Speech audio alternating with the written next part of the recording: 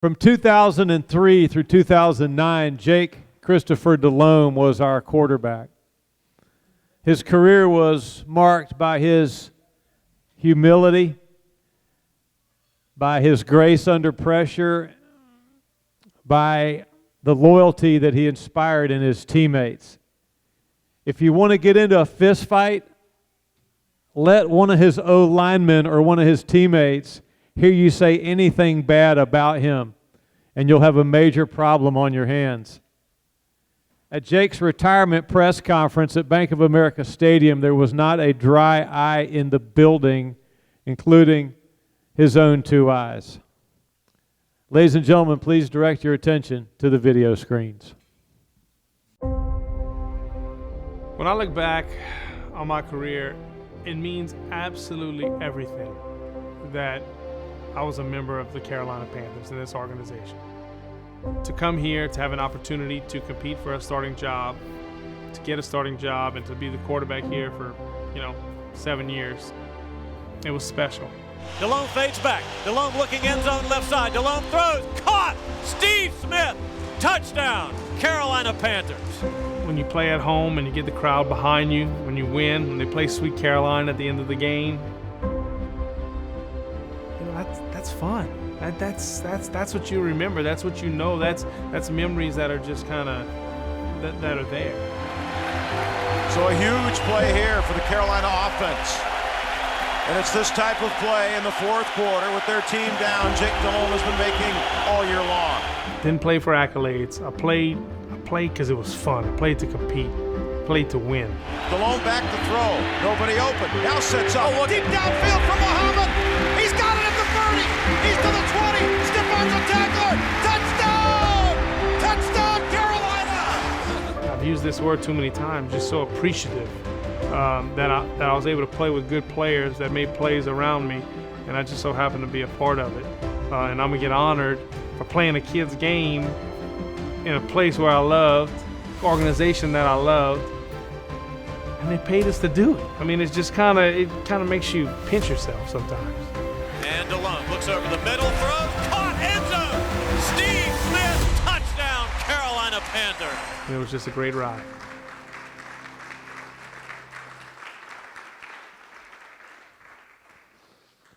I'd like to welcome General Manager Marty Herney now to the stage,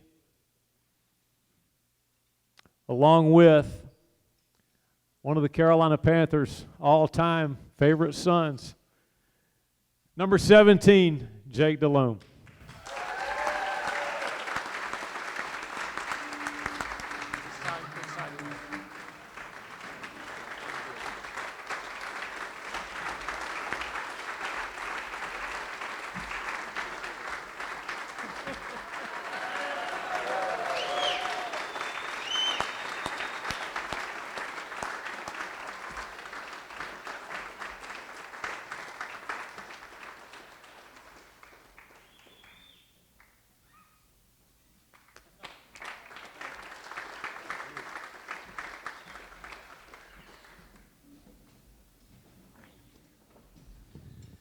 All right. Well, look, I'm gonna tell you right now, I'm gonna cry. So we'll get that over with right now.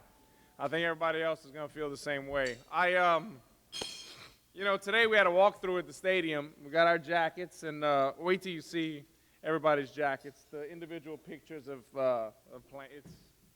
It's unbelievable. And then we had a walkthrough in the stadium about what's gonna happen tomorrow and how that's gonna take place. And hell, we were all crying today on a walkthrough. So, where do I start? When I signed here in March of 2003, Marty gave me a chance. And, I'm going to sound like I'm going through puberty tonight, the way I'm going to act, but we'll be all right. Marty gave me a chance, Coach Fox, and I came to Carolina. My wife and I, we packed up.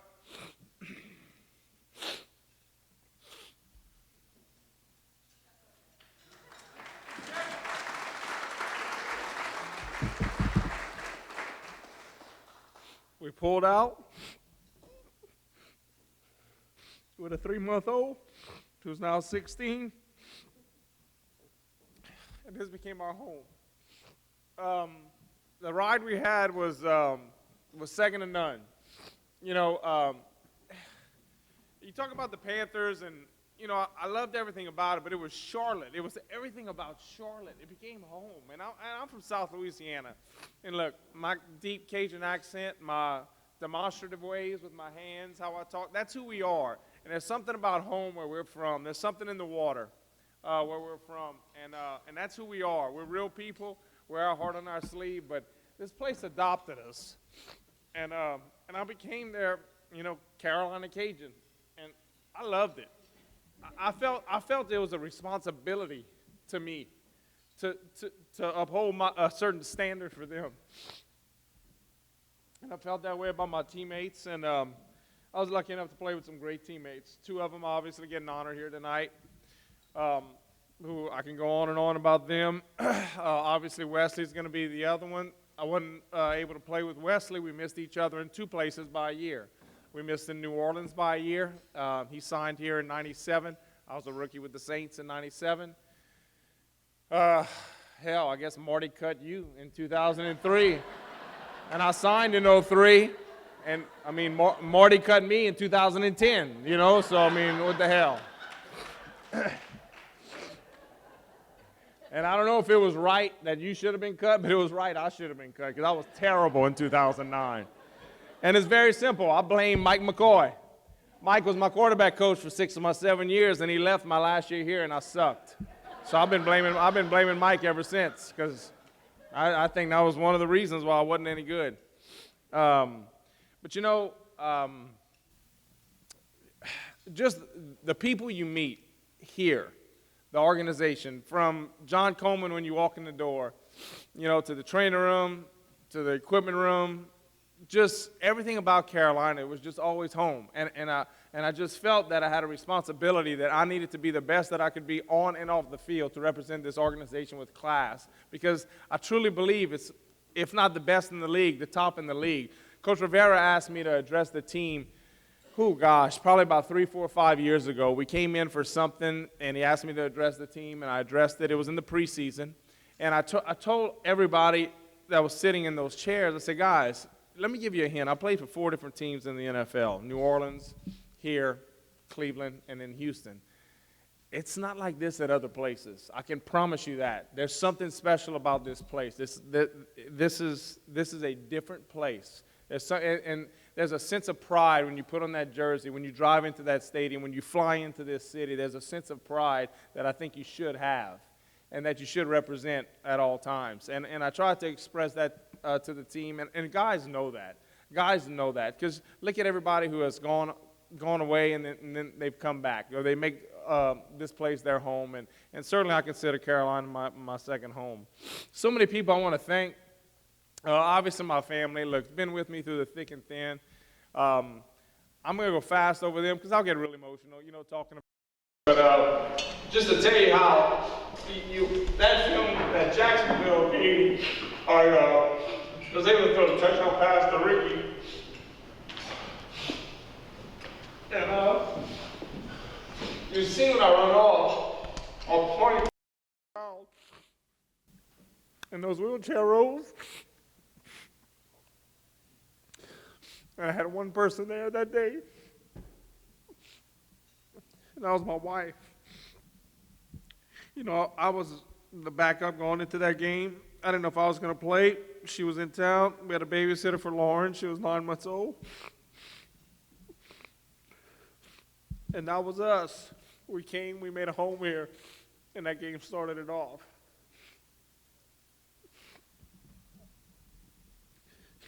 And that little video just, it meant the world to me, seeing that. Because it was her and I, and we did it.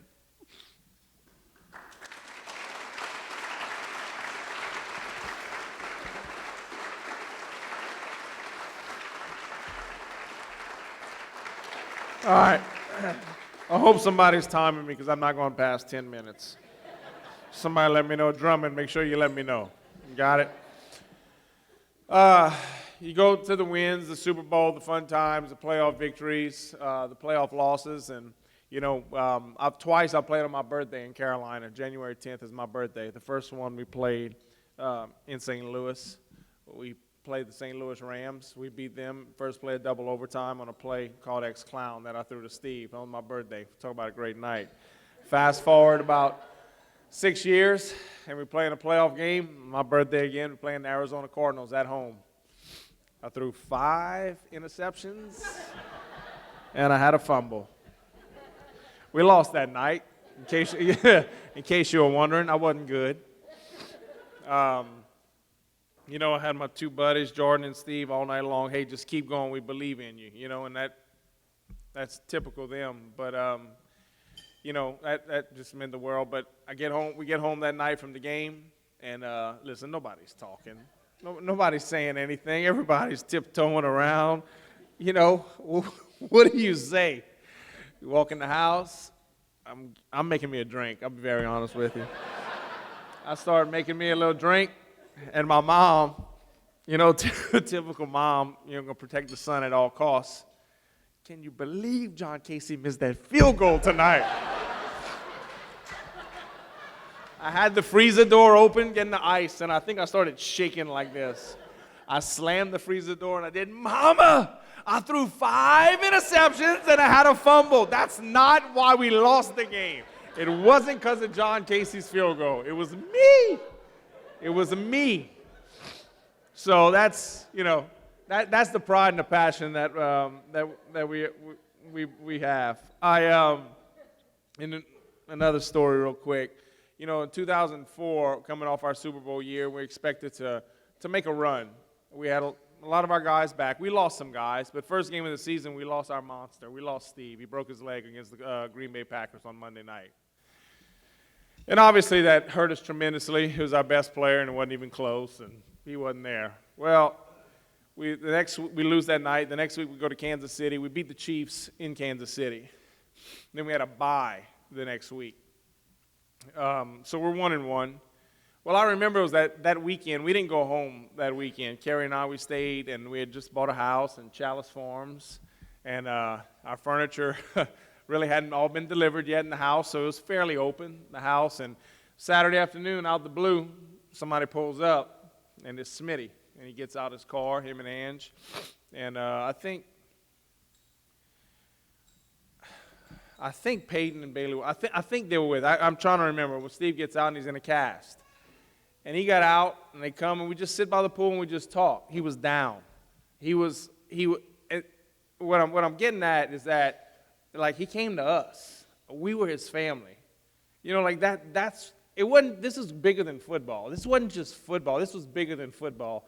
Like, it took away one, our best player, but it took away what he did, what he did so great, and it killed him, it bothered him, and he needed somebody, and I was glad I was there to be. I remember that like yesterday, and we sat by the pool in the back, and he just needed a friend, and we just talked, and we grew together, and that's what Carolina was to me.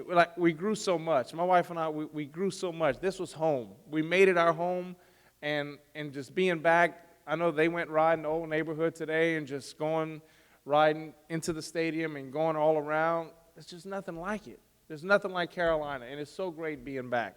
And it's so great being back with a blue jacket. I mean, this is great. And then last night, we have this real small party last night at Ken and Melinda Gill's house. Wasn't much. But just seeing everybody coming back, seeing the ex-players, having Mangy come in, for Wesley and I, and just, you go back to the stories. You go back to why we play. We played because we love the game. We played because, we got paid some money to play, but we played because we loved it. We love to compete. We love to win. The good Lord gave us a gift, and we were going to show it. And every one of us who's getting a jacket tonight, we didn't leave anything on the bench. We squeezed everything out that we had. We didn't leave it on the bench. And that's one thing that I'm most proud of. And some of the other players that are here tonight, with Berline and Casey, with Kerry, and we left it out there. This is a celebration for all of us. It's not just, the ones getting the jackets. This is a celebration for every one of us, everybody that's involved. It's truly a remarkable honor. I can't say how proud, how happy, how excited, and I guess at peace, because I'm back home. I mean, that's how I look at it. I'm back home, and this is my home. So,